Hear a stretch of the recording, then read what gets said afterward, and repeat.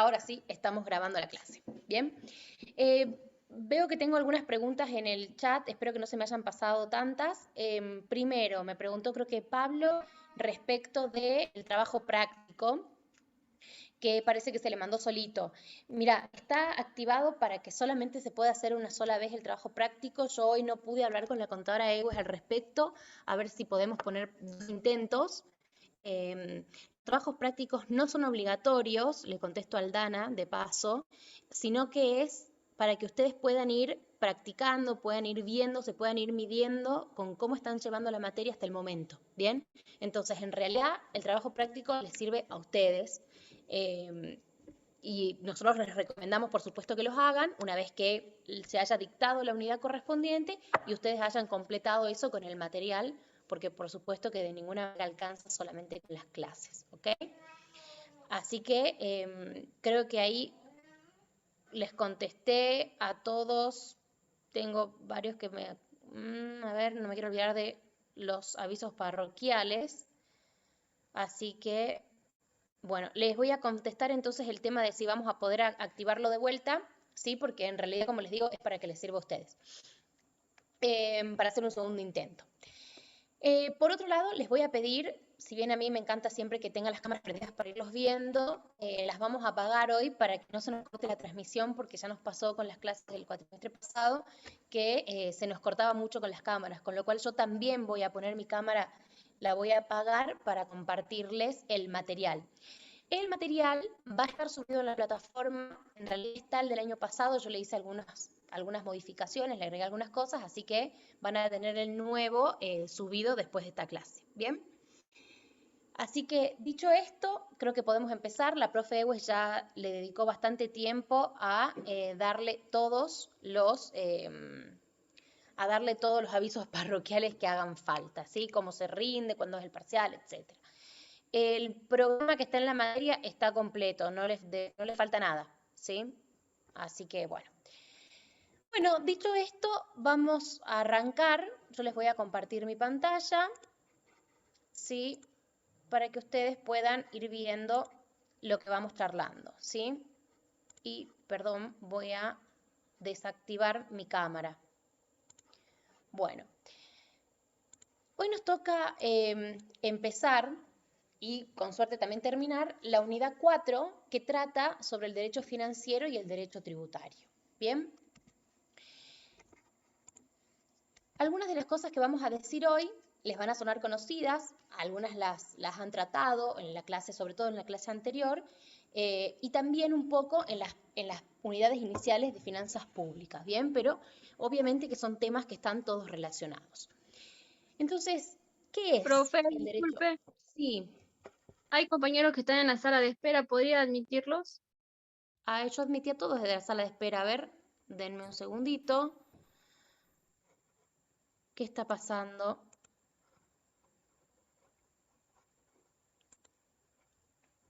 Todavía tengo... Sí, me salen uniendo. Bueno, se ve que algunos se agregaron después. Vamos a esperar un segundito, sí, así, ya que estamos empezando, empezamos todos juntos. Bien. A ver, ya falta poco. No sé por qué se demora tanto en unirse. Son 200 y algo, profe. Somos un montón. Bueno, me encanta que vengan a clases. Por eso evidentemente se está demorando.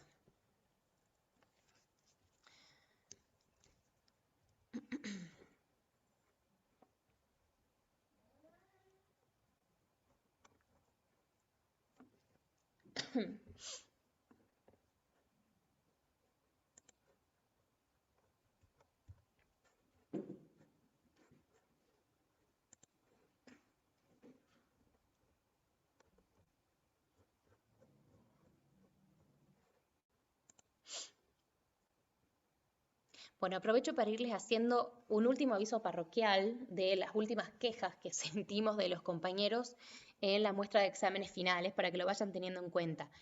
Si la modalidad sigue siendo esta de distancia, lo más probable es que los finales sigan siendo escritos en plataforma.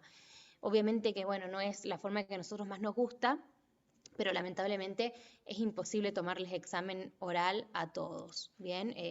Son un montón, la última mesa fueron 300 personas y nosotros somos 3 profes nada más, ¿sí? El doctor Franco, que si bien les está dando clases, él es solamente de Tartagal, con lo cual no está en las mesas de Salta, en fin, se complica, ¿sí?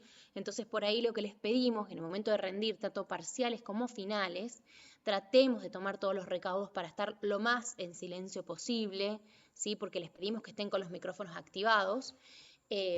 Y cuando se van, no avisen que se van, porque en general los que todavía están rindiendo, están nerviosos, quieren terminar, entonces ustedes nos saludan y nosotros no es de odiosos, que no les queremos decir chao, hasta luego, sino que realmente es para no interrumpir al resto de los compañeros que todavía están rindiendo, ¿sí? Así que bueno, aprovecho para decírselos hoy, que son muchos, para que lo tengan en cuenta en el momento de rendir tanto parciales como finales, ¿ok? Bueno, me quedan solo 2 personas en la sala de espera con cartel de uniendo. Yo les pido que si alguien más después hay gente, vamos a hacer una cosita. Bueno, ahí está entrando la última compañera, ¿sí? Voy a desactivar la sala de espera y la habilito en un ratito, ¿sí? Alguien hágame acordar porque yo me entusiasmo, empiezo a hablar y me olvido de la sala de espera. Bueno, ahora sí.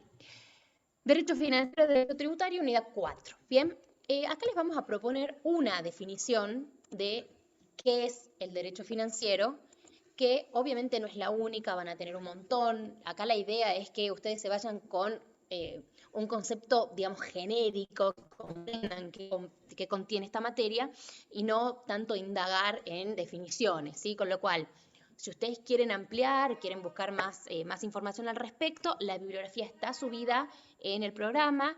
Incluso el libro de Catalina García Vizcaíno, que es el que más seguimos en esta materia, está en formato ebook, lo tienen en la biblioteca y todavía está subido en la plataforma, así que lo pueden sacar de ahí, ¿sí? Entonces, dicho esto, ¿qué es el derecho financiero o cómo está conformado, ¿sí? Está conformado por un conjunto de normas jurídicas que van a regular lo que es la actividad financiera del Estado en todos sus aspectos, que serían los órganos que la ejercen y los medios en que se exterioriza el contenido de las relaciones que origina. Ustedes vieron la clase anterior en qué consiste un poco la actividad financiera del Estado. Bien, dijimos que va a ser toda aquella actividad que desempeña el Estado en el sentido de buscar los recursos que le permitan satisfacer las necesidades públicas.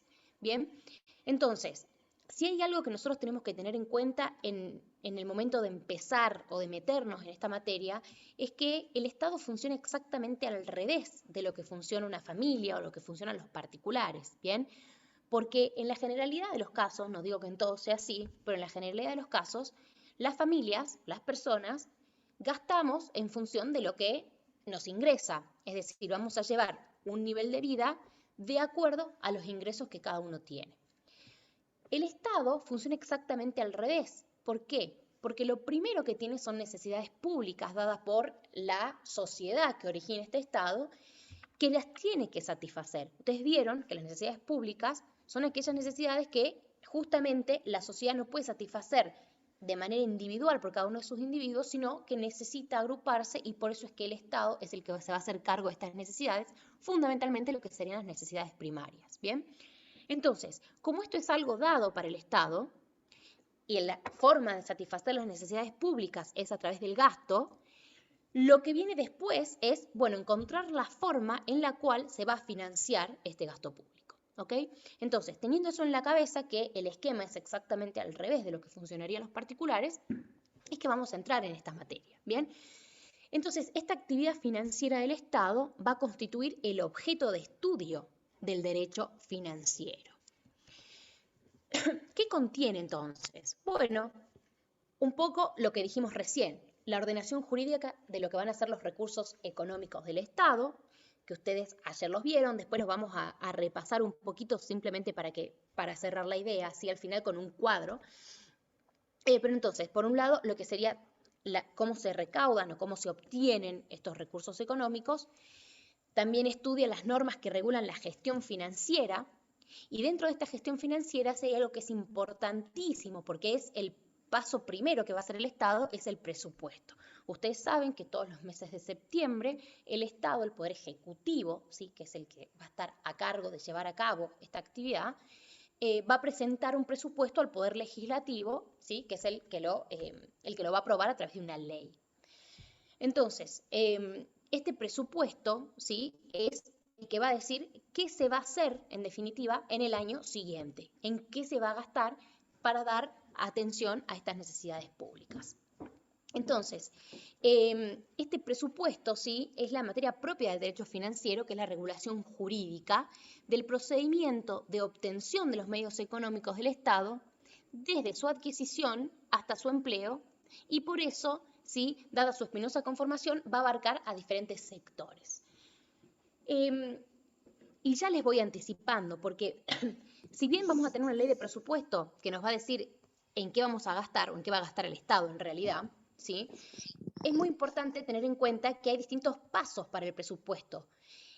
Y un momento importantísimo del presupuesto es su control, ¿bien? Porque justamente son recursos del Estado los que se están gastando y por lo tanto, como nosotros vivimos en un Estado republicano, que ustedes sabrán que la república, entre otras cosas, significa la publicidad de los actos de gobierno. ¿Por qué? Porque todos nosotros, que somos los habitantes de esta nación, tenemos que conocer, que saber qué está haciendo el Estado con nuestros recursos. ¿Bien? Entonces, una parte importantísima del presupuesto es el control.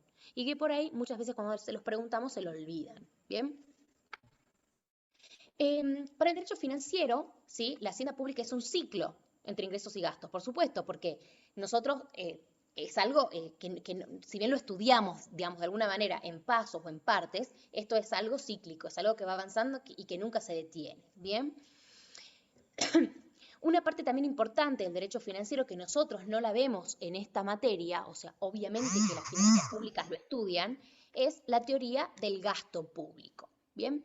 Y con esto aprovecho para decirles o introducir de alguna manera que la ciencia de las finanzas, digamos, va a abarcar distintos aspectos, distintas ramas, o va a ser estudiada, digamos, desde distintos puntos de vista. Nosotros aquí nos estamos enfocando en la parte del derecho, en la parte de las normas que van a hacer a las finanzas públicas, ¿bien? Pero no es la única, por supuesto. Va a tener un gran contenido económico, es decir, las finanzas públicas van a ser estudiadas desde la rama de la economía y también, y muy importante, desde la rama de la política. Entonces, cuando nosotros hablamos de las finanzas públicas y del estudio de las finanzas públicas, tenemos que tener en cuenta que hay que hacer un análisis que sea abarcativo de estos tres aspectos, o sea, el aspecto jurídico, el aspecto económico y el aspecto político. No podemos hacer un análisis parcializado porque corremos el riesgo de quedarnos en mera teoría, ¿sí?, y no llevar estos estudios, estos análisis que estamos haciendo al campo de la aplicación práctica. Y esto vale tanto para ustedes como estudiantes, nosotros como estudiantes, porque seguimos estudiando y aprendiendo, ¿sí?, pero fundamentalmente esto vale para el Estado, ¿sí? Porque el Estado, en el momento en que va a diseñar su política económica, ¿bien? Y fíjense las palabras, política económica, ¿bien? Tiene que tener en cuenta todos estos aspectos y poder diseñar de alguna manera algo que sea factible, ¿sí?, que pueda ser llevado a cabo y que sea deseable en función de los recursos que tiene y los gastos que tiene que afrontar, ¿bien? Entonces, por ahí nosotros es muy difícil en esta materia separar, bien, hacer un análisis meramente normativo y no meternos un poco en el aspecto político, porque el aspecto político inunda a nuestra materia, lo mismo que el aspecto económico, bien. Entonces, siempre hay que vincular estas tres ramas, ¿sí?, para poder estudiar o hacer un estudio comprensivo, un estudio abarcativo de lo que sería la ciencia de las finanzas públicas, bien. Que obviamente hay un consenso en que se la estudia desde las tres ramas y que de alguna manera tendrían cierta autonomía porque dividir, digamos, los campos de estudio de las ciencias tiene beneficios porque es una forma de poder aprenderlas mejor, ¿sí?, de poder descubrir, de hacer una investigación científica que sea más fructífera para el todo, ¿bien? Pero esto no quiere decir que nos tengamos que desligar completamente de los otros aspectos, ¿bien? Así que bueno, dicho esto, vamos a seguir avanzando con lo que sería el régimen legal, ¿sí? Entonces, yo les dije, no nos podemos separar por completo del análisis económico y el análisis político, pero nosotros, nuestra materia sí apunta a lo que es el derecho. Entonces, ¿cuál es el régimen legal, del derecho financiero? Bueno, es la ley 24.156, que es la ley de administración financiera y sistemas de control del sector público nacional. Entonces, esta ley, ¿sí?, va a tener distintas cuestiones que va a normar y que nosotros vamos a verlas de manera genérica. Por un lado, va a tratar lo que son los gastos públicos, ¿sí?, o el gasto público en realidad, que sería la regulación del proceso presupuestario, cuáles son los recursos y gastos, ¿sí? Y que a su vez es muy importante que ustedes sepan que los recursos y gastos tienen que aparecer separados en el presupuesto, ¿bien? Es necesario que aparezcan diferenciados y que entonces el lector del presupuesto pueda saber cuáles van a ser los recursos y cuáles van a ser los gastos. Jamás, nunca pueden estar neteados unos con otros, ¿sí? Tiene que estar bien abierto, bien detallado. Entonces, esta ley reglamenta el gasto en sus diversos aspectos y especialmente lo que hace a su ejecución, ¿sí? Van a haber tres partes del gasto, y esto es lo que les dije un poco antes, ¿sí? Por un lado, lo que sería el planeamiento, ¿sí?, que sería justamente toda esta labor que está ejecutando el Poder Ejecutivo en el momento en que arma el presupuesto, ¿bien? La etapa de ejecución y la etapa de control. Y acá hay algo, hablando un poco de lo que decíamos antes, de esto de que es imposible escindir de nuestra materia un poco del análisis político, es que a mi entender, ¿no? Nuestro país no termina de definir, ¿sí? No termina de definir qué tamaño de Estado quiere tener. ¿A qué me refiero con esto? ¿Qué tipo de Estado, qué tanta intervención queremos que el Estado tenga en la economía? Y lo digo como sociedad, ¿sí? ¿Por qué? Porque nosotros vemos que viene un gobierno que toma determinadas decisiones, tenemos otro gobierno que se va al otro extremo exactamente, vuelve otro que se va al otro extremo y así. Y ondulamos, ¿sí?, justamente entre extremos. Entonces, como sociedad, todavía, evidentemente, no tenemos definido qué tipo de Estado queremos tener, qué grado de intervención, qué tamaño de Estado queremos tener. Queremos que el Estado sea a cargo de la educación y bueno, parece ser, ¿sí?, que en eso estamos todos de acuerdo. Sí, consideramos que el Estado se tiene que hacer cargo de la educación, no solo primaria, ¿sí?, sino también secundaria y universitaria. Fantástico, en eso parece que hay acuerdo. Pero otras cuestiones en las que no, ¿bien? Entonces, todo esto hace fundamentalmente a la primera etapa del presupuesto, ¿sí?, al planeamiento. ¿Sí? Entonces, por eso es que es también muy difícil el armado de un presupuesto cuando entra un gobierno nuevo, porque hay un montón de cambios que quiere hacer y que tiene que rearmar un montón de cuestiones. Respecto del control de esta tercera etapa que hablamos, dijimos, el presupuesto tiene tres partes: planeamiento, ejecución y control. En el control van a jugar, digamos, dos organismos distintos. Va a haber un control que es interno, es decir, interno dentro del mismo poder que lo ejerce, que dijimos que es el Ejecutivo, y el organismo que lo hace se llama Sindicatura General de la Nación, que es una entidad autárquica pero dependiente del Poder Ejecutivo, ¿sí? Y el control externo, por otro lado, lo va a llevar a cabo la Auditoría General de la Nación, que también tiene personería jurídica propia, pero este organismo está dentro del poder legislativo, ¿sí? Entonces, repito un poquito, va a haber un control interno dentro del propio poder que ejerce o que ejecuta el presupuesto, que es el ejecutivo, perdón, que está a cargo de la Sindicatura General de la Nación, y el externo, que está a cargo de la Auditoría General de la Nación, dependiente del legislativo, ¿sí? Que obviamente sabemos que también interviene en la formación del presupuesto porque es quien aprueba la ley de presupuesto.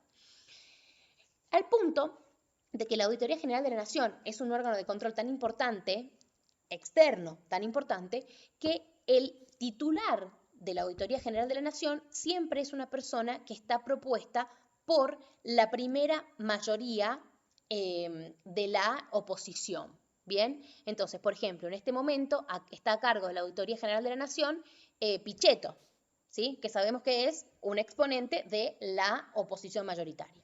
Antes de Pichetto estaba Echegaray, ¿sí?, ex administrador federal de ingresos públicos, o sea, ex titular de la AFIP, también una persona que es característica de un gobierno que en su momento fue oposición. Entonces, en este sentido, buscando justamente que realmente se haga un control en lo que es el planeamiento, ejecución y control del presupuesto, es que se pone en la cabeza del organismo que controla a alguien que está en la vereda opuesta de quien lo está ejecutando. ¿Bien? Por último, y no menos importante, al contrario, diría que es lo más importante vinculado a lo que nosotros vemos, es que el gasto siempre, siempre, siempre tiene su fuente jurídica en la ley. Bien, entonces, hay una ley de presupuesto y en función de eso se gasta. Entonces, el gasto público no es caprichoso, el gobierno no puede gastar en lo que se le da la gana, porque el dinero no es de las personas que lo gastan, ¿sí? El dinero es del pueblo. Entonces, tiene que estar en una ley, en una norma. ¿Quién emite las leyes? El poder legislativo, que es el poder que más representa al pueblo. ¿Bien? ¿Qué más tiene esta ley de administración financiera y de sistemas de control del sector público nacional? Los públicos, por supuesto. ¿Sí? Y fíjense que no es odioso tampoco cómo estamos analizando. Dijimos, primero vimos el gasto, que yo les dije, cómo funciona el Estado. Y bueno, primero necesita ver en qué va a gastar. Y después ve cómo financia ese gasto. Entonces, segundo punto, recursos públicos. Bien, que esto es lo que vieron la clase pasada con la contadora Ewes. Entonces, no me voy a meter tanto en esto, pero básicamente sí tenemos que saber que en esta ley hay disposiciones respecto de cuáles son los recursos públicos en general. Y acá les repito esto que les dije antes, se prohíben compensaciones, ¿bien? Por ejemplo, no se puede compensar lo producido de los impuestos. Les pido porfa si pueden cerrar el micrófono, ¿sí? Así no tenemos interferencias. Entonces, no se puede compensar lo que la AFIP recauda en concepto de impuestos con todo lo que sería el costo operativo de la AFIP, los sueldos que se le paga al personal, los gastos de sus inmuebles, etcétera, ¿sí? Tiene que aparecer separado. Por un lado, recauda tanto impuestos y por otro lado, la AFIP, como organismo dentro del Estado, gasta tanta plata, ¿sí? No podemos netearlo. Y así con todo, nada puede estar neteado. Los tributos, ¿sí? Se van a regir por leyes distintas al presupuesto. Acá vamos introduciendo ya lo que sería el derecho tributario en lo que nos vamos a meter un poquito más después. Bien, ¿por qué? Porque todo lo que sería la regulación jurídica, toda la normativa vinculada a los tributos, lo estudia específicamente el derecho tributario, que es una de las partes del derecho financiero, pero no lo es todo. Bien, pero hay otros recursos, ¿sí? Ustedes los vieron ayer o antes de ayer, en la última clase, ¿sí? Entonces, hay otros recursos de los cuales el Estado se va a poder valer para poder satisfacer las necesidades públicas a través del gasto, ¿sí? Una de ellas, uno de esos recursos son los recursos tributarios, ¿bien? Pero bueno, en cualquiera, ¿sí? De los recursos de los que estemos hablando siempre va a estar presente, ¿sí? El principio de legalidad que lo vamos a ampliar después, yo no me voy a meter en eso ahora porque vamos a perder mucho tiempo, pero cuando tengamos la clase de constitucional, ahí vamos a ver bien a fondo el principio de legalidad. ¿Qué más regula esta ley? Bueno, el crédito público, ¿sí? ¿sí? El crédito público es una de las formas que tiene el Estado para justamente hacerse de recursos para satisfacer los gastos, ¿sí? Acá les pusimos una definición tentativa, ¿sí? Que se refiere a la capacidad del Estado de endeudarse con el objeto de captar medios de financiamiento para realizar inversiones productivas, para atender casos de evidente necesidad nacional, para reestructurar su organización o para refinanciar pasivos, incluyendo los intereses respectivos. A ver, el crédito público, la famosa deuda, ¿sí? Que hace alusión a deuda interna y deuda externa. No me voy a meter tampoco tanto en esto porque lo vieron, pero sí recordemos que hoy hay una concepción más moderna, ¿sí? De lo que sería el endeudamiento de un Estado. Porque antes se decía, solamente nos podemos endeudar para cuestiones excepcionales, para cuestiones extraordinarias. Por ejemplo, tenemos una guerra, nos endeudamos. Por ejemplo, tenemos COVID, ¿sí? Tenemos que salir a hacer hospitales, bueno, valdría la pena endeudarse, por ejemplo. Hoy por hoy, ¿sí? Ya hay una concepción un poco más moderna, ¿sí? Al respecto, que dice que no necesariamente hay que, digamos, financiar con deuda cuestiones tan extraordinarias, ¿sí?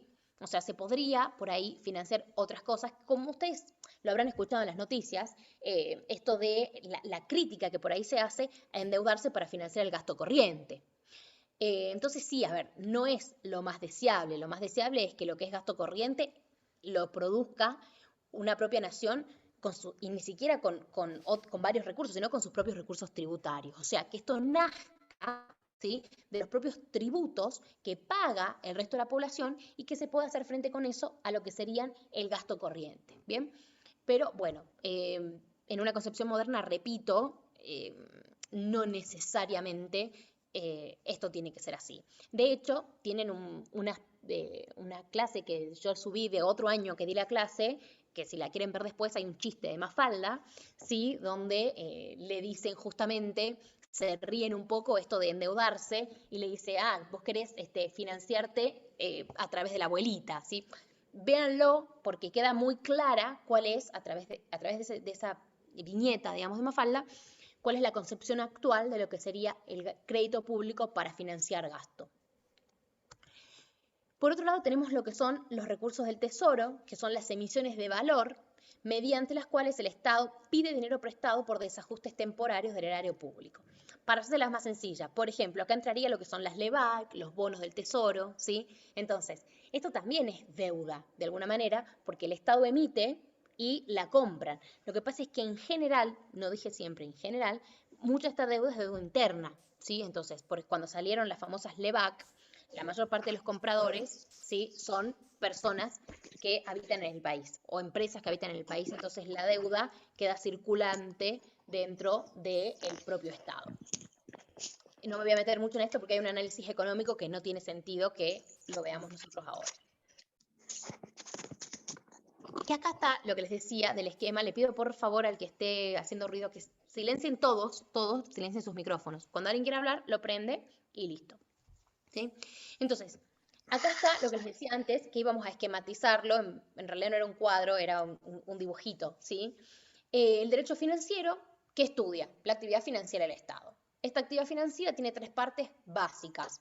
El gasto público, ¿sí?, que va a estar dado por el presupuesto, los recursos públicos para hacer frente a ese gasto público, ¿sí?, y el control después de todo el circuito. Entonces, dentro de los recursos públicos que ustedes vieron, ¿sí?, tenemos, por un lado, los tributarios, que serían los más importantes. Y estos recursos tributarios son los que estudia el derecho tributario. Con lo cual, de acá podemos inferir que el derecho tributario es una parte del derecho financiero, ¿sí? Es una parte del derecho financiero.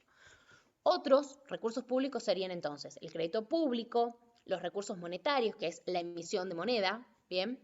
También muy criticable financiarse con emisión monetaria, pero no vamos a entrar en eso tampoco ahora. Los recursos patrimoniales, como serían, por ejemplo, los recursos que puede obtener el Estado del alquiler de inmuebles que tenga, supongamos, ¿sí? Los recursos de las empresas estatales, por ejemplo, Aerolíneas Argentinas, si fuera superavitaria, ¿sí?, YPF, si fuera superavitaria, bueno, el Estado podría obtener recursos públicos. En realidad las tendríamos que poner al lado del gasto hoy, ¿sí?, estas empresas.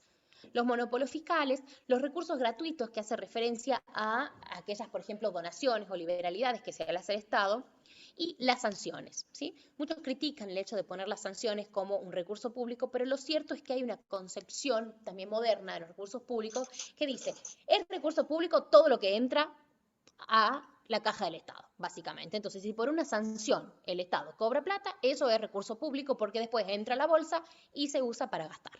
¿Bien? Entonces, acá nos queda por ahí un poco esquematizado y mezclando la unidad anterior con esta, ¿sí? Y ahora sí, nos vamos a meter de lleno en el derecho tributario. Y para esto, les digo un poco lo mismo que les dije antes, tomamos una definición, ¿sí? No nos vamos a meter en muchas definiciones, el que quiera ampliar lo hace con la bibliografía. Básicamente es el conjunto de normas que se refieren directa o indirectamente a los tributos. O sea, definición más amplia que esa no podría haber, ¿sí? Pero el derecho tributario es justamente esto, es un conjunto normativo muy genérico que se refieren directa o indirectamente a los tributos.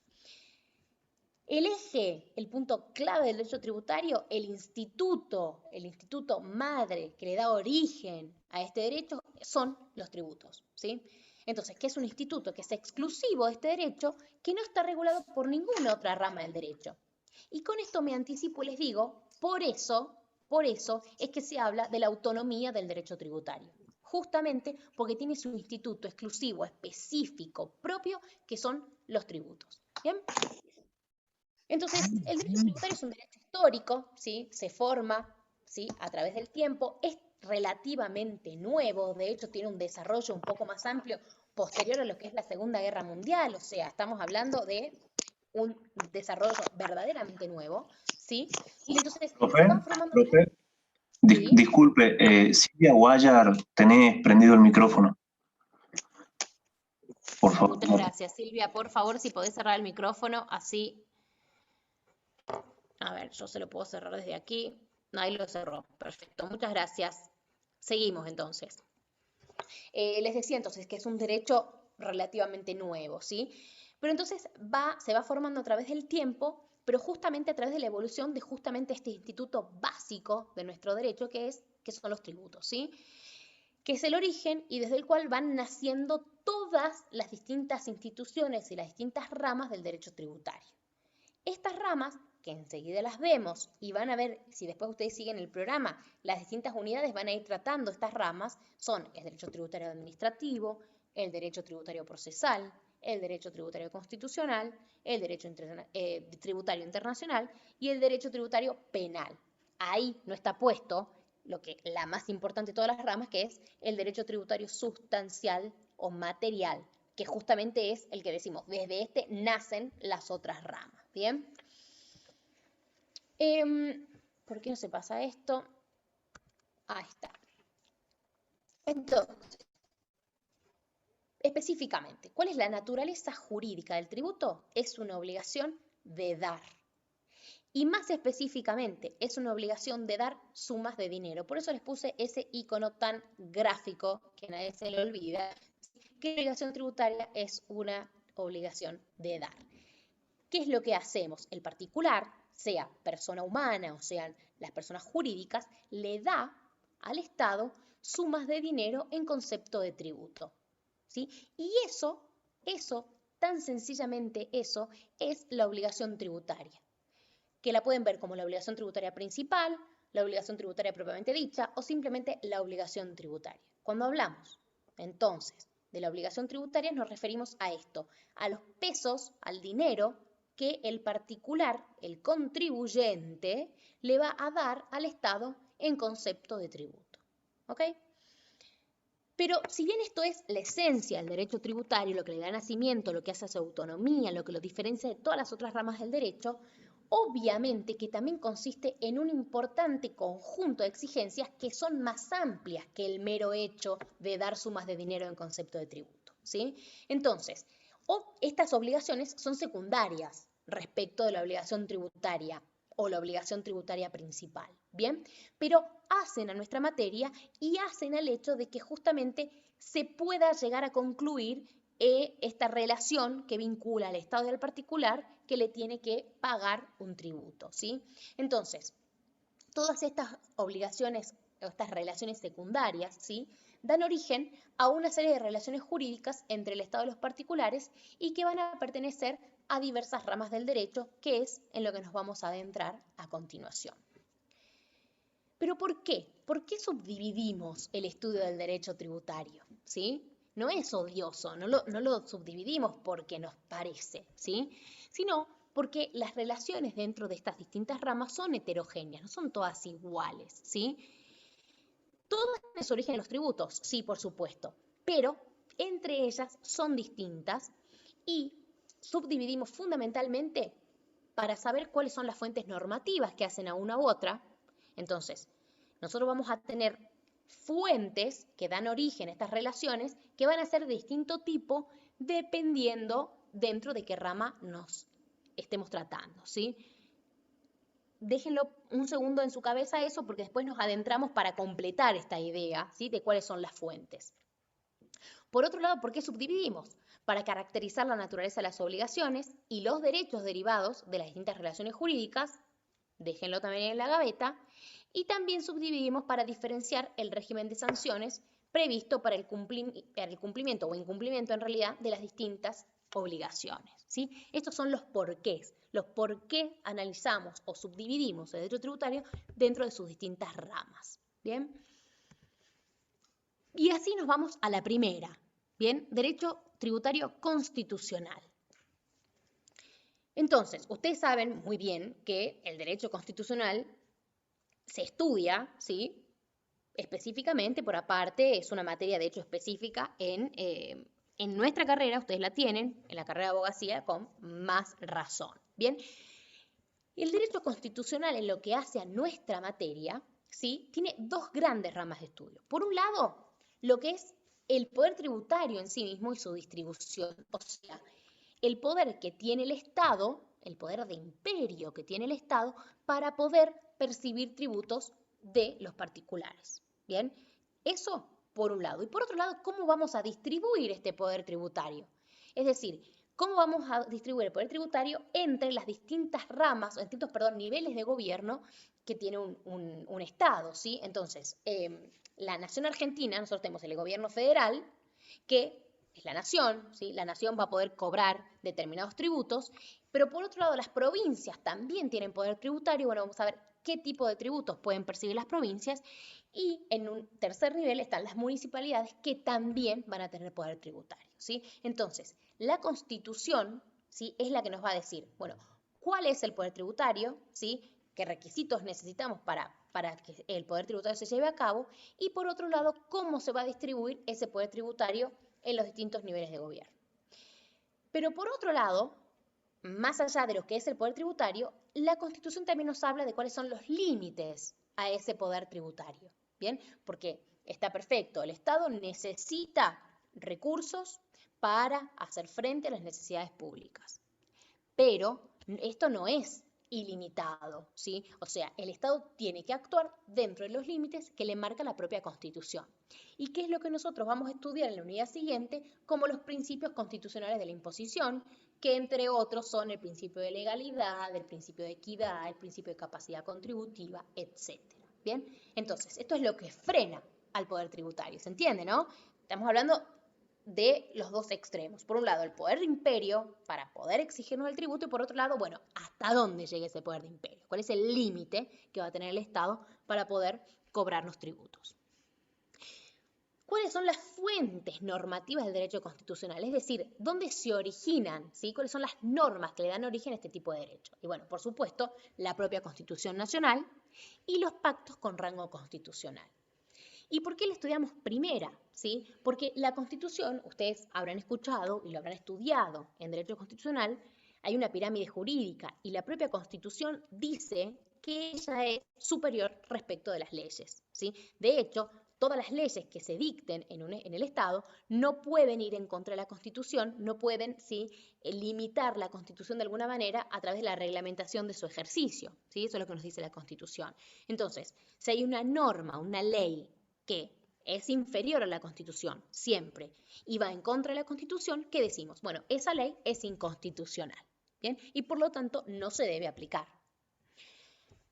Y por otro lado, también es fuente del derecho constitucional todos los pactos constitucionalizados a partir de la reforma del año 94, ¿sí? Ustedes saben que hay pactos de derechos humanos que hoy por hoy gozan de rango constitucional. Es decir, tienen el mismo rango que la Constitución, ¿sí? No están ni por arriba ni por abajo, tienen el mismo rango, están por encima de las leyes, ¿sí? Entonces, hay tratados, dijimos, de derechos humanos, como por ejemplo la Convención Interamericana de Derechos Humanos, ¿sí?, que forma parte integrante de nuestra Constitución y tiene rango constitucional. Y hay otros tratados, ¿sí?, otros tratados de derecho internacional que no están constitucionalizados, es decir, hoy solamente son 13 los tratados internacionales que forman parte de nuestra Constitución, ¿bien? Pero hay otros tratados de derecho internacional que el Estado argentino ha suscrito que no forman parte de nuestra Constitución, pero sí son fuente normativa, ¿ok? Entonces, en esta rama del derecho nos vamos a poder responder preguntas al estilo de, ¿sí? Esta que yo les propongo aquí más abajo como para más o menos ver, bueno, fantástico, sí. Tenemos el derecho constitucional tributario, cuyas fuentes son la Constitución y los pactos. Bueno, pero ¿para qué nos sirve esto? Bueno, por ejemplo, nos va a dar respuesta a quién tiene que cobrar el impuesto a las ganancias, ¿sí? Y a quién, aquí me refiero, nación o provincia, a quién le corresponde percibir o cobrarnos el impuesto a las ganancias. Y ahí ustedes me van a decir, muy piolas, obvio que es a Nación, porque lo recauda la AFIP, porque ya lo sabemos. Bueno, pero esto tiene origen en la Constitución, ¿sí? Y vamos a ver que en realidad es una excepción.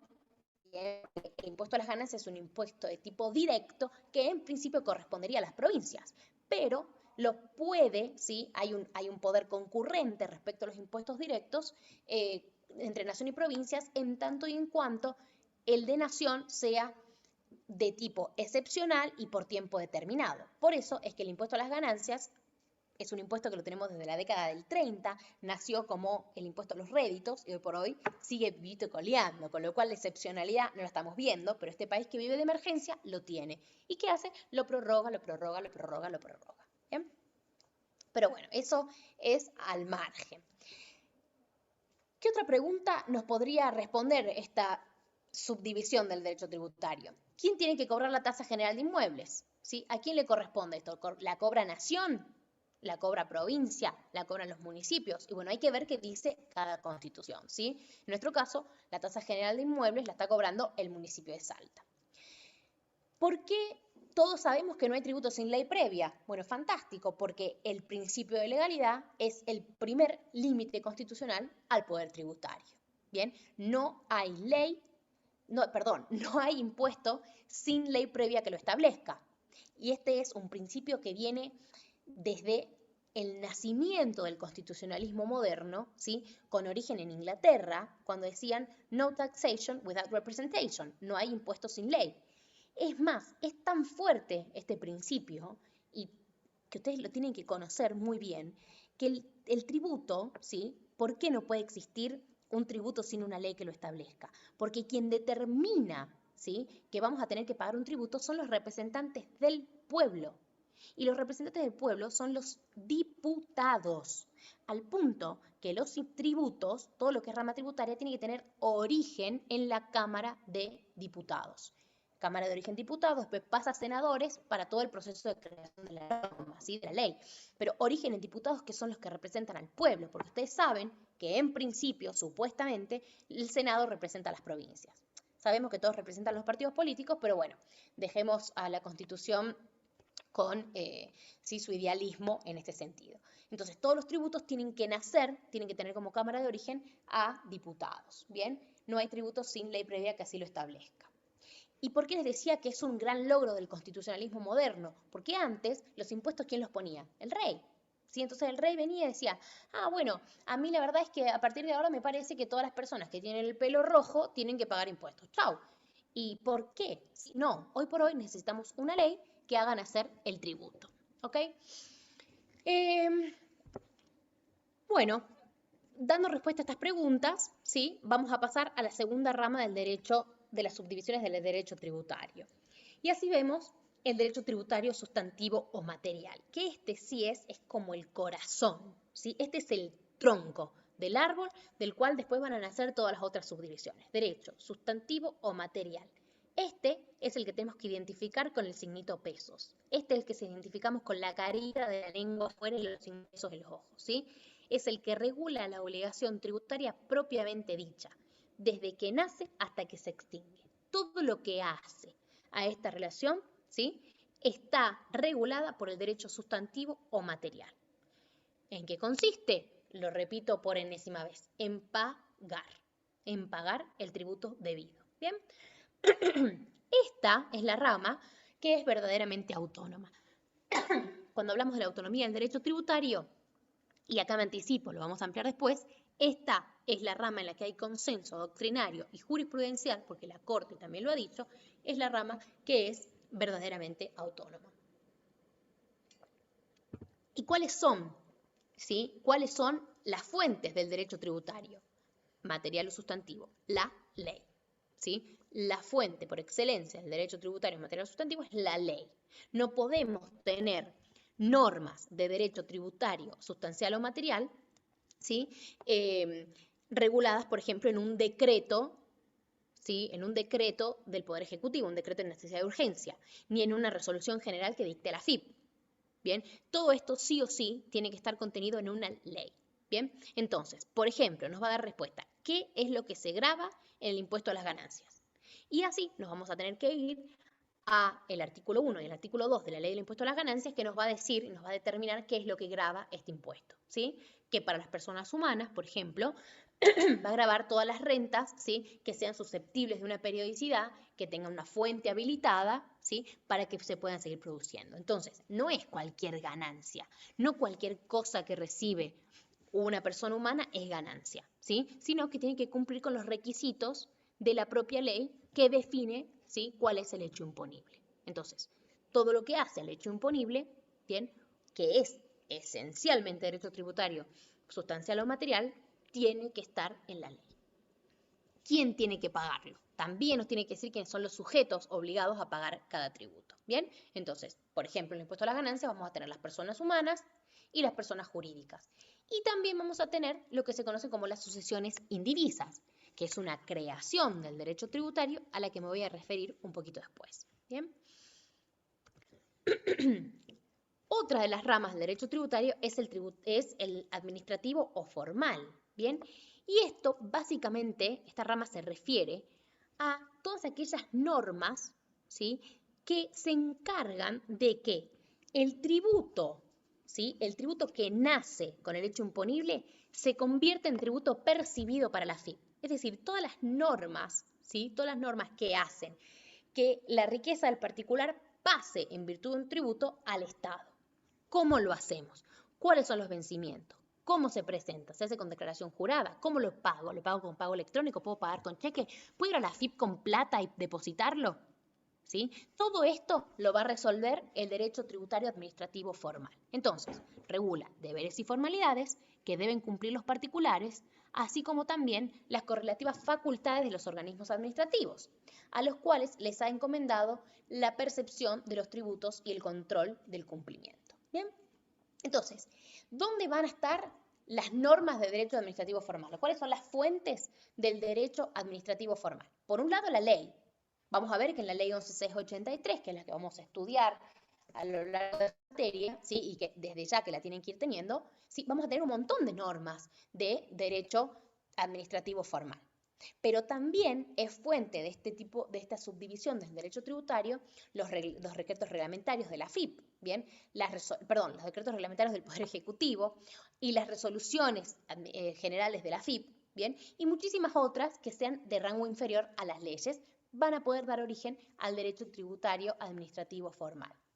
Entonces, ojo con esto, porque también hubo mucha confusión en los finales que tomamos las últimas mesas respecto a las fuentes del derecho tributario, ¿sí? O sea, el derecho tributario tiene distintas fuentes dependiendo a cuál rama nos estemos refiriendo, ¿sí?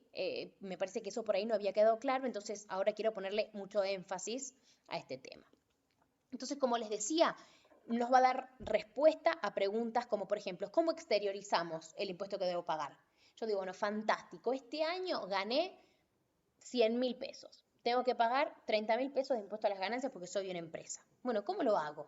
¿Sí? ¿Cómo lo pago? Tengo que presentarlo a través de un aplicativo que genere una declaración jurada, que la subo a la página de AFIP a través de la clave fiscal, que tuve que tramitar antes por un procedimiento, porque me tuve que dar de alta en los impuestos. Es decir, todas estas cuestiones que son formales o administrativas las regula entonces el derecho administrativo o formal. ¿Bien? Todo lo que sea vencimientos, etc. Incluso más, nos pueden pedir información respecto de terceros. Y yo tengo, ¿sí?, que brindarla porque tengo un deber de colaboración.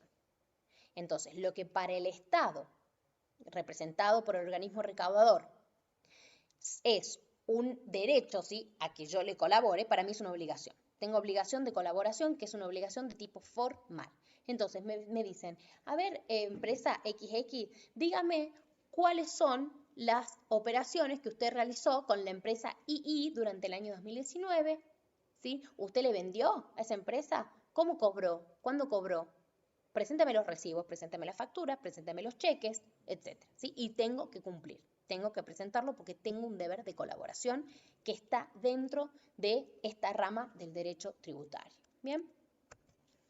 Otra de las ramas es el derecho procesal. Discúlpenme que voy a tomar un poco de agua, porque hablo tanto que me quedo con la garganta seca. ¿Sí? El derecho tributario procesal está conformado por el conjunto de normas que delimitan los procesos por medio de los cuales son dirimidas las controversias tributarias. Entonces, yo, por ejemplo, AFIP considera que yo pagué de menos. Me dice, no, usted, empresa XX, no ganó los 100.000 pesos que me dijo y por lo tanto no me debe 30.000 de impuesto a la ganancia. Usted resulta que ganó 200.000 y me debe 60.000 de impuestos, ¿sí? Bueno, ¿cómo discutimos esto? Todo esto, ¿sí?, es lo que va a estar dentro del derecho procesal, ¿sí? Todo lo que va a ser a la determinación de oficio, es decir, cómo va a venir el fisco a determinarme, y después vamos a suponer que no me pongo de acuerdo dentro de la etapa administrativa contra el fisco. Bueno, quiero ir a la justicia, quiero ir a discutir, bueno, me voy ante un juez, ¿sí? Todo esto me lo va a regular el derecho procesal, ¿bien?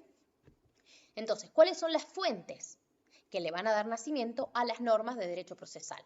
Acá también son variadas y numerosas, ¿sí? Y van a estar las leyes, ¿sí? De hecho, en la 11683 tenemos muchas normas procesales, los reglamentos, las resoluciones, incluso las acordadas de los propios organismos jurisdiccionales, ¿sí? Que serían normativa que en definitiva emite el Poder Judicial, ¿sí? Por ejemplo, para que ustedes sepan, una acordada muy famosa de la Corte es aquella que dijo que los jueces no pagan impuesto a las ganancias. Bueno, ¿cuál es la norma de la cual nació esto?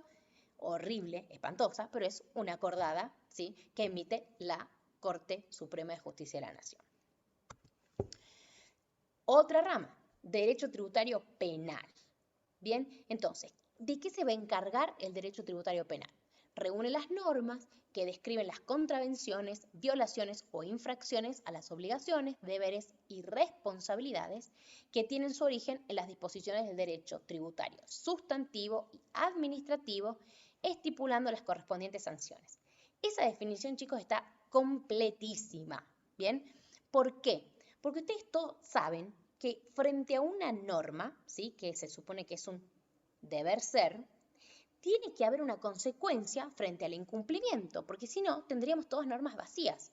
Si a mí me dicen, bueno, fantástico, usted tiene que pagar el impuesto a las ganancias, pero no hay una consecuencia si yo no lo pago. ¿Quién en su sano juicio pagaría el impuesto? ¿Sí? Como dice un cliente mío, me dice, ¿sabes qué vale? En realidad no es mi actividad favorita pagar impuestos. ¿Bien? Entonces, no, claro, a nadie le gusta pagar impuestos, pero el hecho es que tenemos esta obligación. Entonces, si yo la incumplo, bueno, ¿qué pasa? ¿Sabe qué, fisco? Yo no le quiero responder el requerimiento que usted me hizo respecto a la empresa XY o a la otra empresa con la que me vinculaba, ¿sí? Bueno, si yo no lo respondo, ¿qué pasa? Y bueno, por supuesto que voy a tener consecuencias, ¿sí? Voy a tener sanciones. Bueno, todo esto va a estar estudiado dentro del derecho tributario penal. Entonces, las sanciones no se refieren solamente a el dejar de pagar el tributo, sino también al incumplimiento de los deberes formales. Y estas son las dos grandes ramas que tenemos dentro de nuestra materia, que serían las infracciones de tipo material, que sería dejar de pagar, y las infracciones de tipo formal, que sería dejar de cumplir con algún deber de colaboración. Ambas, para que ustedes sepan, en general están sancionadas con multa, pero no solamente con multa, ¿sí?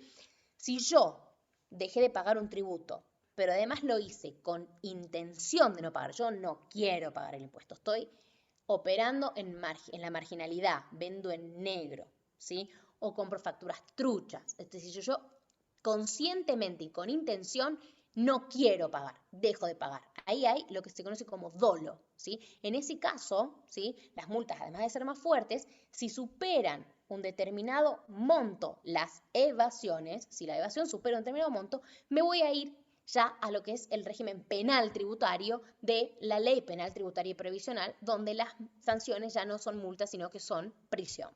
¿Bien? Entonces, voy a tener sanciones que van a ser multas, en general son multas. También voy a tener clausura, ¿sí?, que es una sanción específica para las infracciones formales. El decomiso, que está prácticamente en desuso a nivel nacional, pero lo aplican mucho los fiscos locales, es decir, las direcciones de rentas, ¿bien? Y, bueno, en casos más extremos, ya la propia la prisión, ¿bien?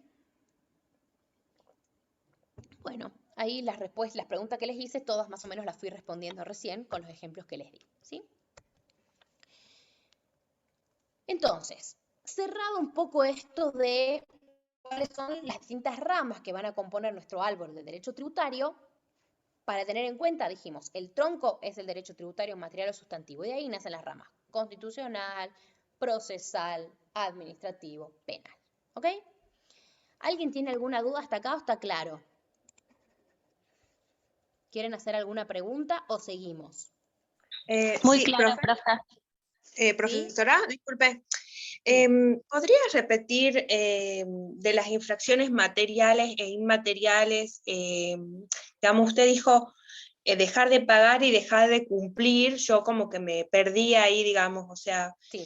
vendría a Te lo ser... repito de todas maneras para que te... ¿Cómo te llamás?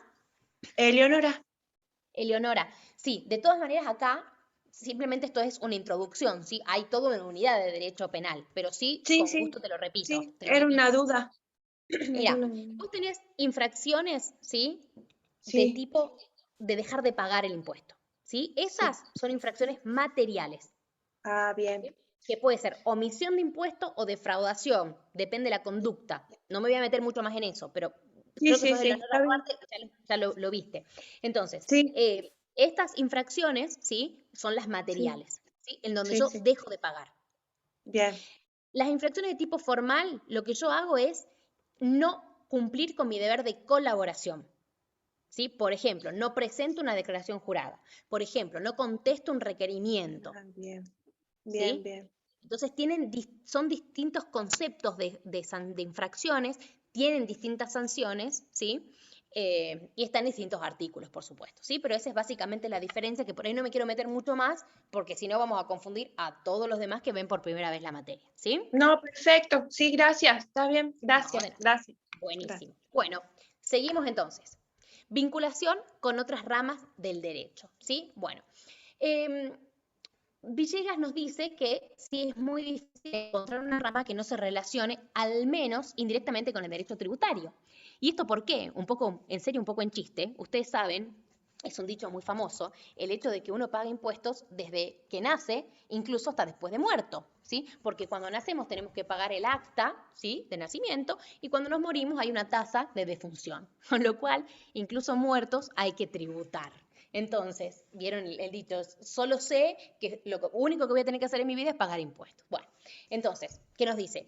Siendo esta una premisa totalmente cierta, es muy difícil encontrar una rama que no se relacione por lo menos indirectamente con el derecho tributario. Bien, y fuera del chiste, también teniendo en cuenta, cuando nosotros hablamos o estudiamos el derecho tributario, ¿sí? Siempre tenemos que tener en cuenta que cualquier rama del derecho que estudiemos está metida dentro de lo que es el derecho en sí, y todo está interrelacionado con todo, ¿sí? Es muy difícil que realmente las cosas no tengan vinculación.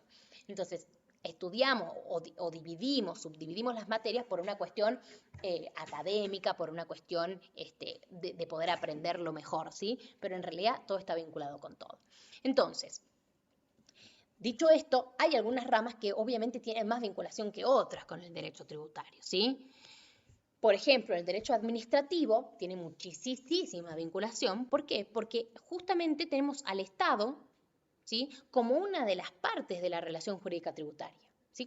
Entonces, obviamente que el derecho administrativo va a estar muy vinculado con el derecho tributario, ¿sí? El Estado es quien percibe, es quien cobra, es quien despliega su actividad a través de actos administrativos, ¿sí? Entonces, el derecho administrativo fija las normas dentro de las cuales el Estado va a realizar estas actividades. O sea, el derecho administrativo le dice al Estado, bueno, cómo te desempeñas, cómo te moves, ¿sí? El derecho administrativo es por excelencia una de las ramas del derecho público. Si nosotros dividimos así grandemente el derecho en derecho público y derecho privado, dentro del derecho público las ramas cruciales, ¿sí? Son el derecho constitucional y el derecho administrativo. Entonces, tiene, por supuesto, muchísima vinculación con nuestra rama, que es el derecho tributario. Derecho constitucional y político, me parece que lo dije ampliamente al principio, así que no me voy a detener en este tema, ¿sí? Pero ahí tienen algún otro comentario como para estudiarlo. Con el derecho privado, ¿sí? El derecho privado es el derecho civil y el derecho comercial, que hoy por hoy lo tenemos unificado en el Código Civil y Comercial de la Nación, ¿bien?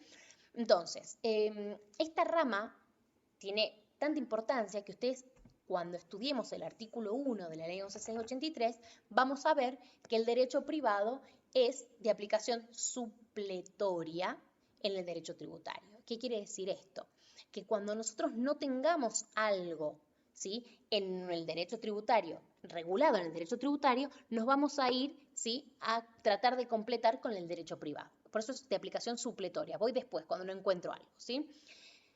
Entonces, la potestad tributaria la ejerce el Estado, pero quienes están sujetos a ella son las personas humanas y las personas jurídicas. Entonces, así como recién dijimos, una de las partes es el Estado, que está regulado por el derecho administrativo. La otra parte somos nosotros, los contribuyentes, personas humanas y personas jurídicas.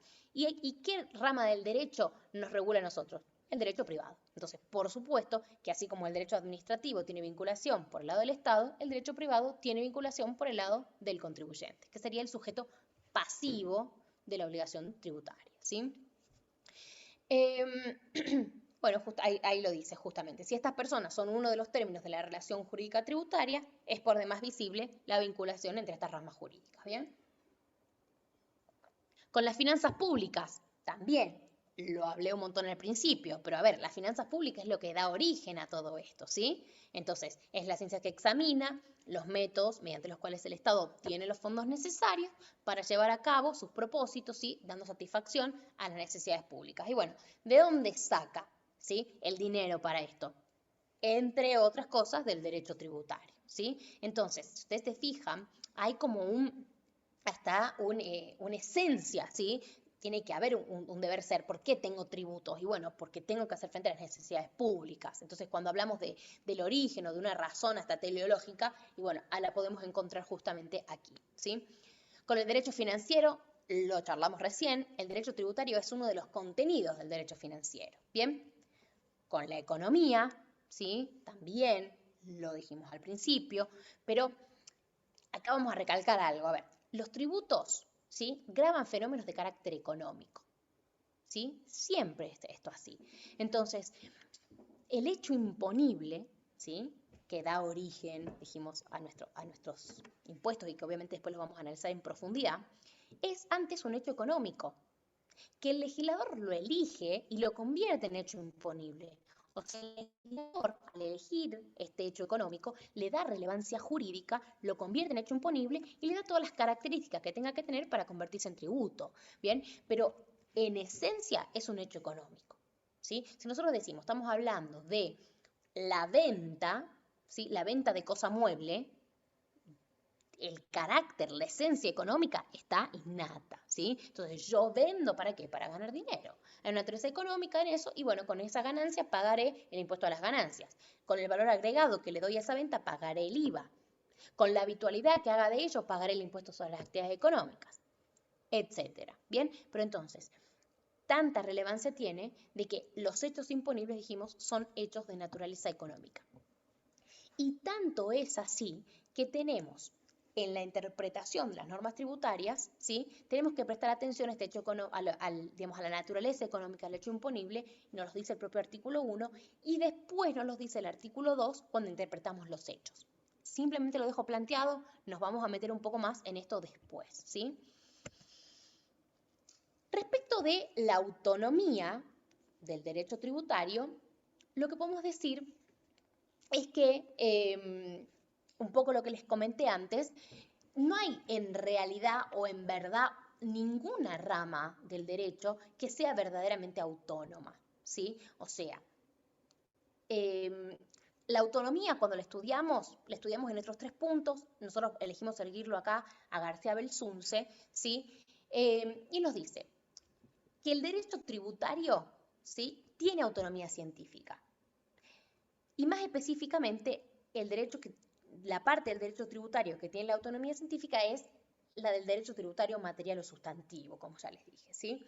Entonces, ¿qué hace o cuáles son los puntos, digamos, de esta autonomía científica? Por un lado, hace a la autonomía científica el hecho de que haya o exista una autonomía teleológica o de fines, es decir, que esta rama del derecho tenga fines propios y que sean distintos a otras ramas del derecho.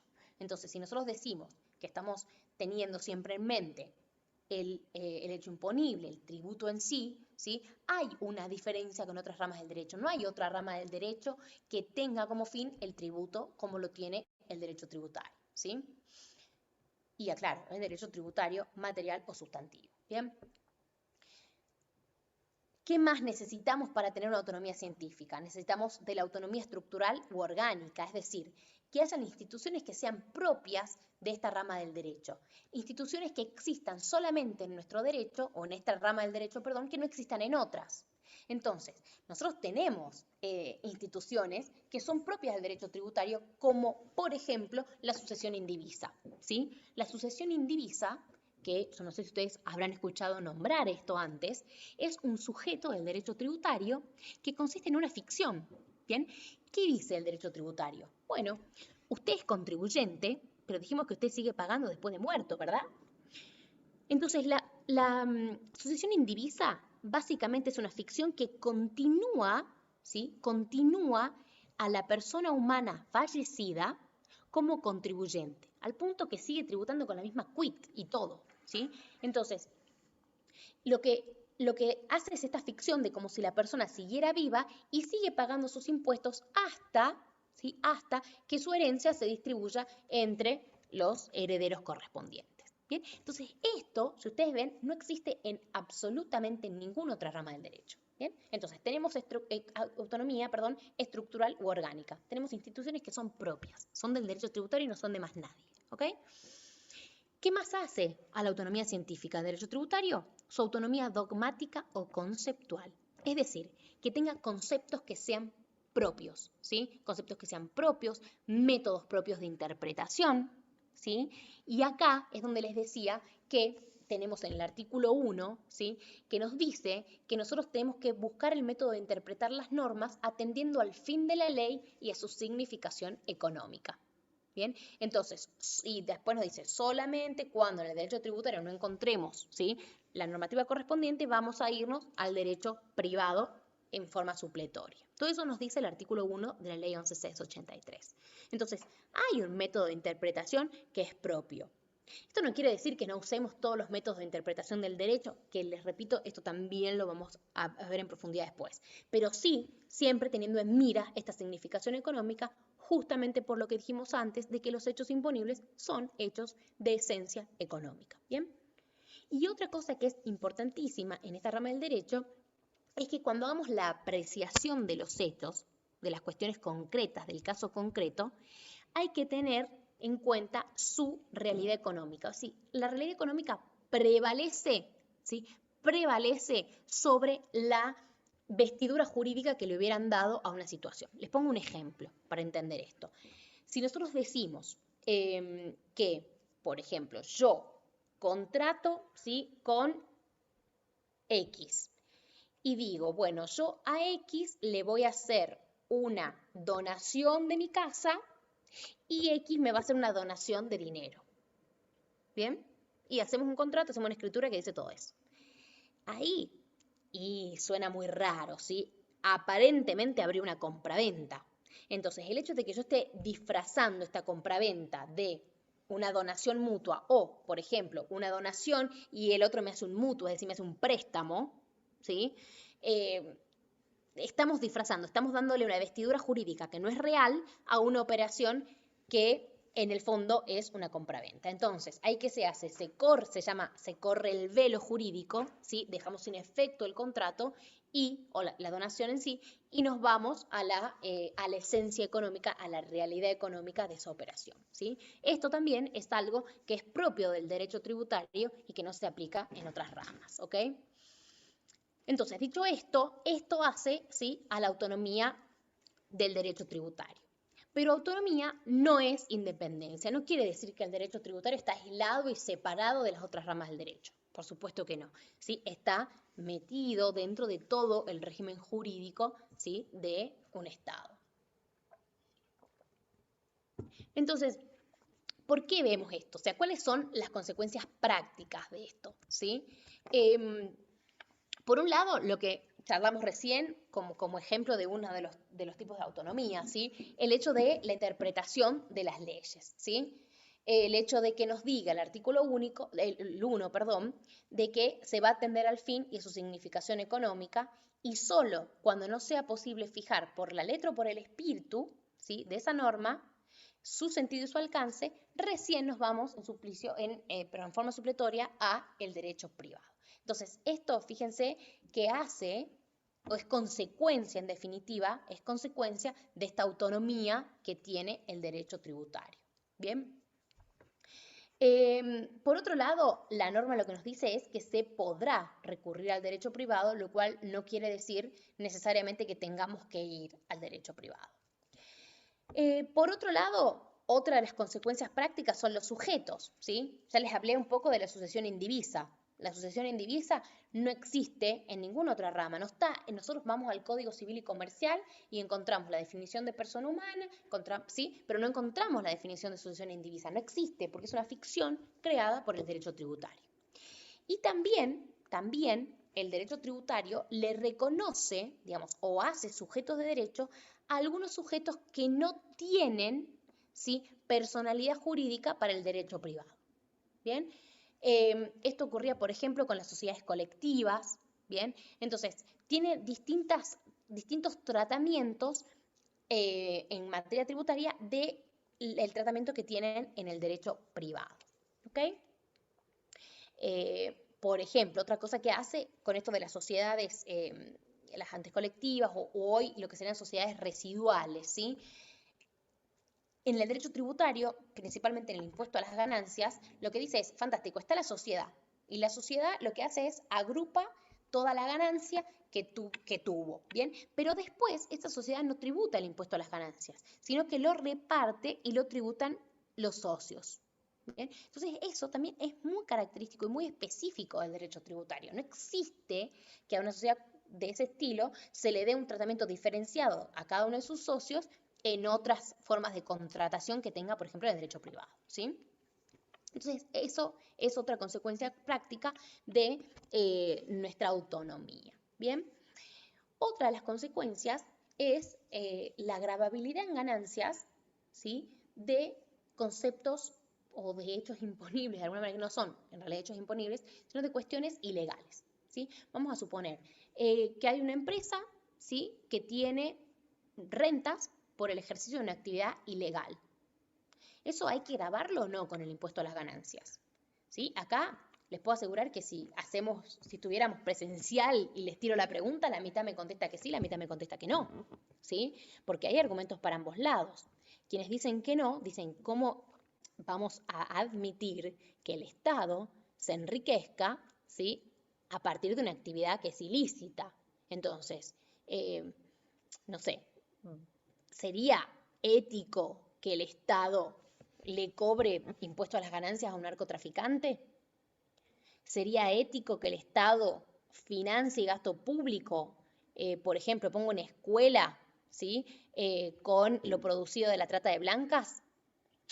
Bueno, es discutible, ¿sí? Es discutible. Ético no es, pero por otro lado genera, y esto es lo que dice, le contesta el otro sector de la biblioteca, tampoco es justo que solamente paguen impuestos las actividades lícitas. Entonces, yo todavía que tengo una actividad lícita, hago todo bien en mi vida, además pago impuestos, y aquel que se dedica al narcotráfico resulta que no tributa, ¿sí? Entonces, bueno, ahí por eso les digo, biblioteca para ambos lados. El hecho es que del impuesto a las ganancias se infiere, lo van a ver el año que viene cuando cursen la materia, que las actividades ilícitas, lo producido de actividades ilícitas, paga impuesto a las ganancias, ¿sí?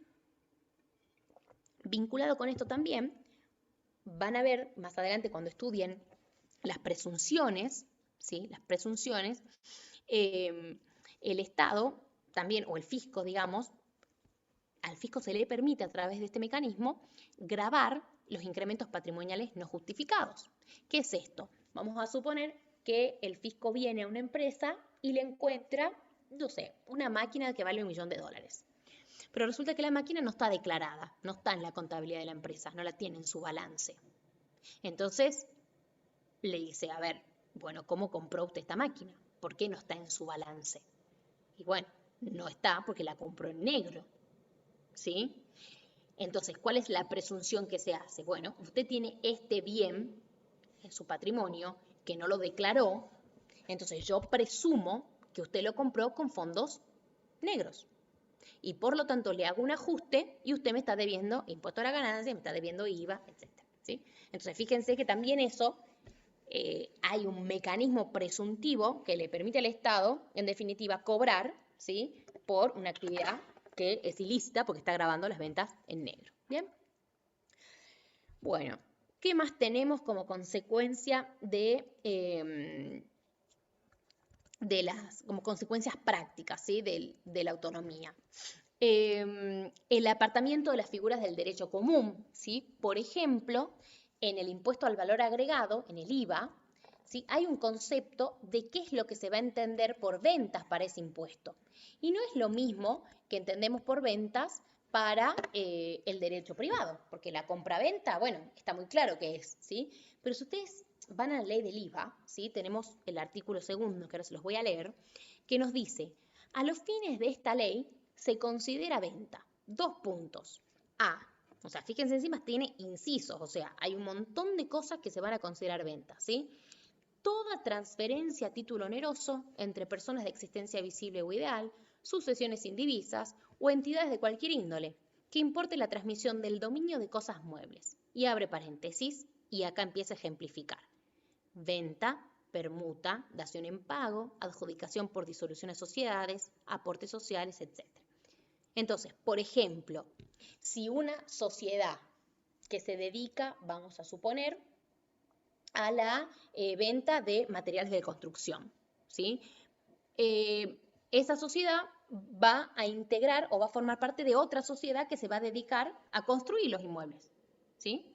Entonces, ¿cuál va a ser el aporte que haga esta sociedad? Materiales. Aporta los materiales de su propia actividad. Bueno, para el IVA eso es una venta, ¿sí? El aporte social que hace la sociedad 1 a la sociedad 2, ¿sí?, que lo va a reconocer como un aporte de capital, la otra, bueno, en la primera, es una venta en el impuesto al valor agregado y por lo tanto hay que pagar el débito fiscal, ¿sí? Entonces vemos que hay un apartamiento de lo que se regula como compra-venta en el derecho común, porque el derecho tributario, en definitiva, está, digamos, teniendo un tratamiento diferenciado y específico, concreto, para esta cuestión. Y así tenemos un montón, que obviamente no nos vamos a meter en cuestiones más complejas que hacen, sí, a los impuestos en particular que ustedes todavía no vieron. Acá se me termina la pantalla, ¿sí?, pero les voy a hacer unos comentarios respecto a la codificación, que es el último punto de nuestra unidad. Bien, les voy a prender la cámara. Perdón, silencié el micrófono en vez de prender la cámara. Ustedes no se ríen, pero estoy como los señores que dan clases, todos los popes de tributario, que son todos grandes, entonces pelean, reniegan con el Zoom y quieren hacer una cosa y están silenciados. Bueno, y yo me río y ahora hago lo mismo, ¿no? Bueno, entonces les decía que el último punto que nos toca es ver un poco respecto de la codificación. ¿Qué pasa o qué es la codificación? ¿Sí? ¿Qué ejemplos tenemos de códigos? Bueno, el más común que deben conocer es el Código Civil y Comercial Unificado, ¿sí?, donde hay un cuerpo normativo que incluye un montón de cuestiones que hacen a la materia civil y comercial. ¿Bien?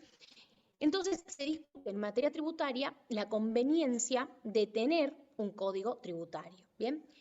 Y hay también posturas para ambos lados, porque por supuesto que sería deseable contar con un cuerpo unificado donde tengamos todo lo que necesitamos saber y conocer respecto de la materia tributaria. Pero por otro lado, y este es el contra y los que dicen que no es conveniente, es que es una materia que está en constante evolución, ¿sí?, en constante movimiento y con una innovación normativa que no se ve en ninguna otra rama del derecho, al punto, chicos, que ustedes tienen que saber que en estos últimos 3 años hubieron 3 reformas del impuesto a las ganancias. Entonces, estamos hablando de que realmente el cambio es velocísimo y que sería muy difícil tenerlo codificado para estarlo modificando todo el tiempo, ¿sí? Entonces, bueno, tenemos para los dos lados. Sin embargo, sí tenemos ejemplos de códigos a nivel tributario. Uno de ellos es el código aduanero, ¿bien? Otros son los códigos fiscales de las provincias o los códigos tributarios de las provincias. Nosotros, por ejemplo, en Salta tenemos el Código Fiscal de la provincia de Salta, donde tenemos una primera parte que regula, digamos, cuestiones generales, principios, ¿sí?, vinculados al derecho tributario, y por otro lado, ¿sí?, los tributos en particular. Entonces, vamos a tener la primera parte, que nos va a tratar todo este tema de los principios, nos va a hablar un poco de la materia procesal, de la materia penal, ¿sí? Y después nos va a tratar el impuesto a las actividades económicas, el impuesto de sello, el impuesto automotor, etcétera, en particular, ¿sí? Entonces, son distintas formas de codificar. Algunos entienden, digamos, una forma de codificar es esta, ¿sí?, tener una parte general que trate como los institutos a nivel genérico y aplicables a todos los tributos, y una parte especial donde se trata a los tributos en particular, ¿sí? Otros dicen, no, también habría que agregarle todas las alícuotas, ¿sí?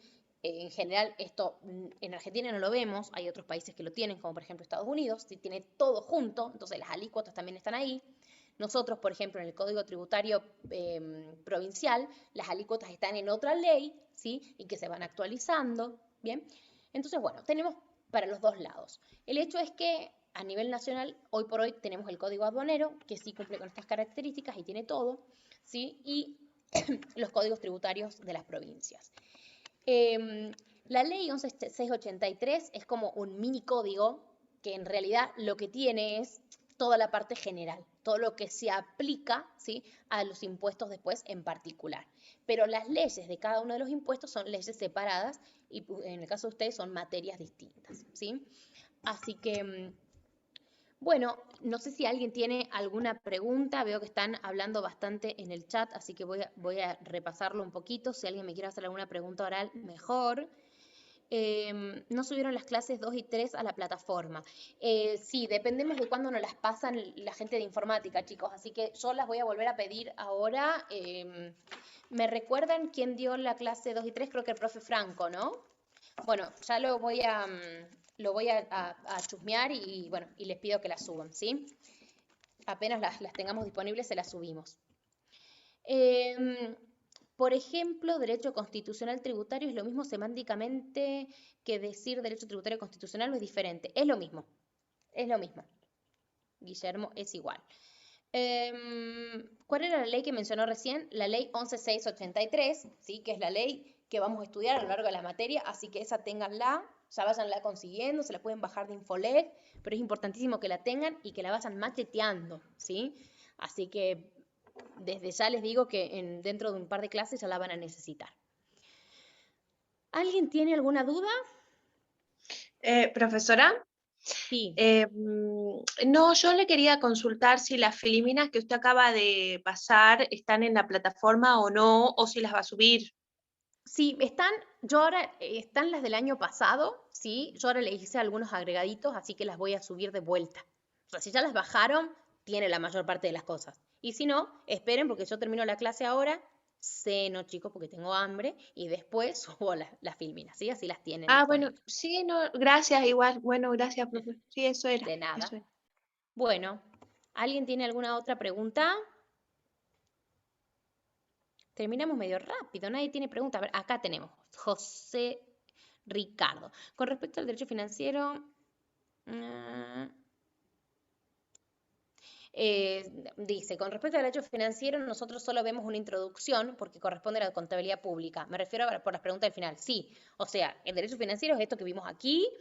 Obviamente que tienen desarrollo en la bibliografía, es para saber de qué materia estamos hablando, ¿sí? Pero sí, no es que nos metemos de lleno en un estudio del derecho financiero, José. Así que sí, no te preocupes por las preguntas del final. ¿Alguna otra cosa? Hola, profe, buenas noches. Hola. Quería hacer una consulta sobre el derecho tributario autónomo con respecto a la rama con la que realmente es autónoma. ¿Me lo podría explicar bien un Sí. poquito más, por favor?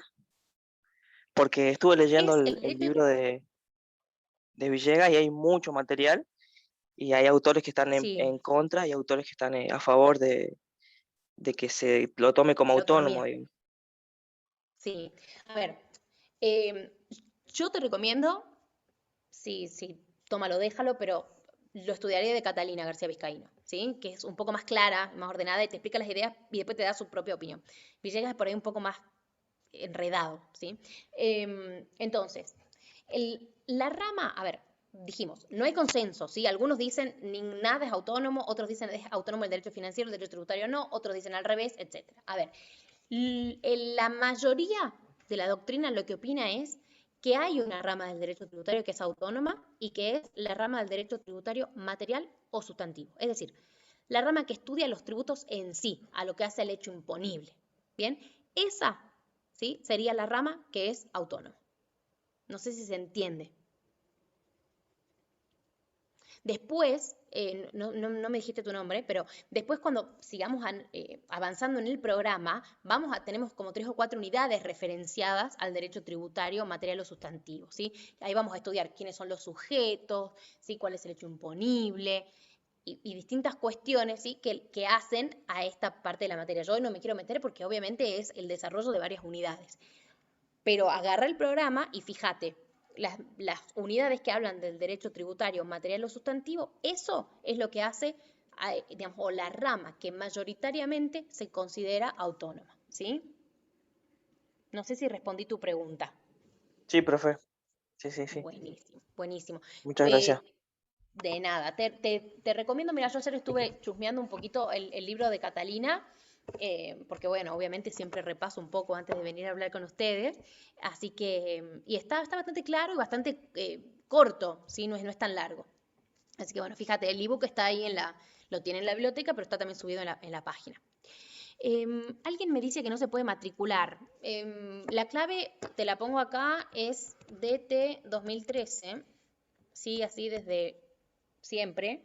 Así que fíjate, y si no, cualquier cosa, mandame un mensajito por el...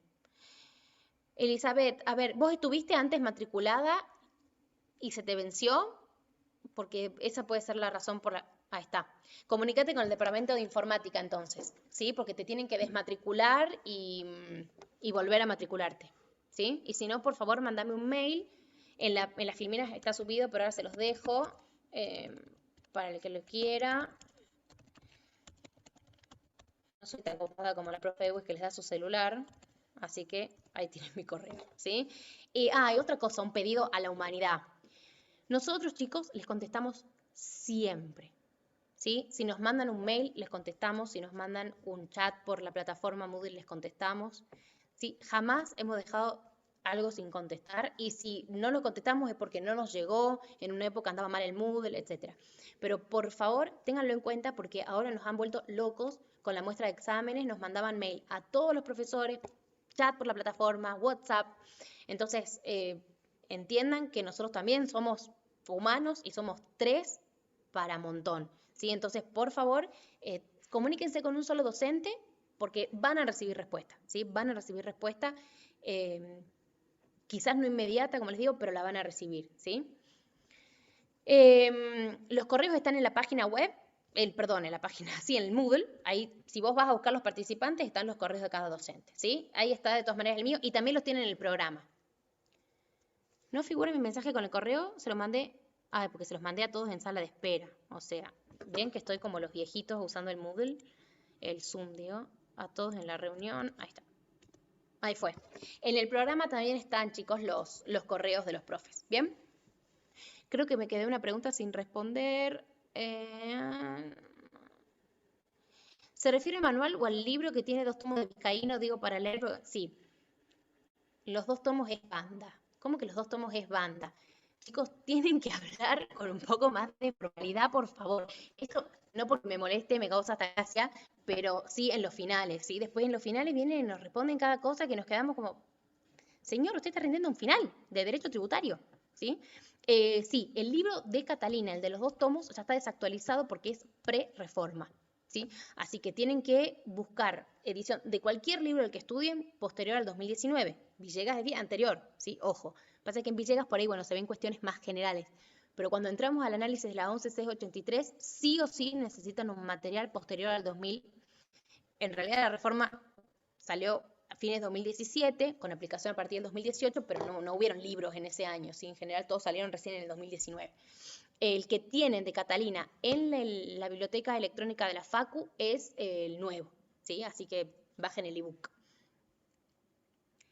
Y sí, Profe, es puede mucho, ser es que, largo, pero lean las partes, no todo entra a la materia, ¿sí? Sí, puede ser que lo trata en un capítulo separado del derecho tributario material o sustantivo. en varios. Por eso te digo, son Bien. distintas unidades que después ampliamos, ¿sí? O sea, Ah, bien. lo vas a Claro. terminar entendiendo cuando cierres la materia. Esa partecita, buscalo en el índice, autonomía del derecho tributario, ahí te va a hablar, perdón, mi gata, viene, chuc. Pero sí, después nos adentramos en el estudio de esa rama, ¿sí? Los trabajos prácticos, ¿hasta cuándo se completan? Los trabajos prácticos, cuando ustedes quieran, la idea es que los vayan haciendo a medida que se van dictando las clases vinculadas a esas unidades y ustedes, por supuesto, después amplíen con el material, ¿sí? Em, de vuelta, la actividad de la plataforma, misma respuesta. Todos me preguntan lo mismo, eso es mucho, se me fue, es la hora. Está bien. Estamos todos cansados. Respecto a la 11683, ¿desde qué año nos sería útil la edición? Cualquiera, les repito, lo mismo que los libros, ¿sí? Posterior al... la ley sí, pues la puedes tener de 2018, que ya está con la reforma. Así que, bueno, véanla de ahí. ¿Alguien más tiene alguna pregunta?